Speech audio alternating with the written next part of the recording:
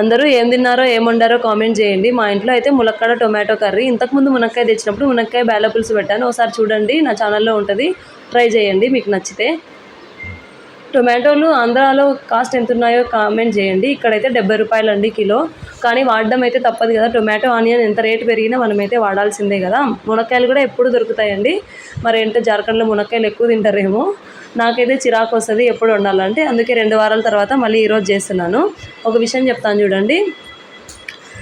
ఏమంటే మధ్యాహ్న వేళలో దత్తాత్రేయుడు మనుషుల రూపంలో కానీ భిక్ష కోసం తిరుగుతూ ఉంటారంట. పక్షి రూపంలో కానీ ఏ అతిథి రూపంలో ఇంటి వద్దకు వచ్చినా చేయి చాపించి భిక్ష అడిగినా, అన్నమే అడిగినా ఉంటే పెట్టండి, కాదని మాత్రం చెప్పకండి. ఏమీ లేకపోతే ఒక చిన్న బెల్లం ముక్క ఇచ్చైనా పంపండి, అంతేగాని లేదని మాత్రం చెప్పకండి. ఈ మాటలు మీకు నచ్చితే ఒక చిన్న కామెంట్ చేయండి. నేను ఎక్కడో ఓన్గా ఏం చెప్పట్లేదు, గురు చేతిలో ఉందన్నమాట ఈ చిన్నది. ఎవరైనా పాటిస్తే లైక్ చేయండి, కామెంట్ చేయండి.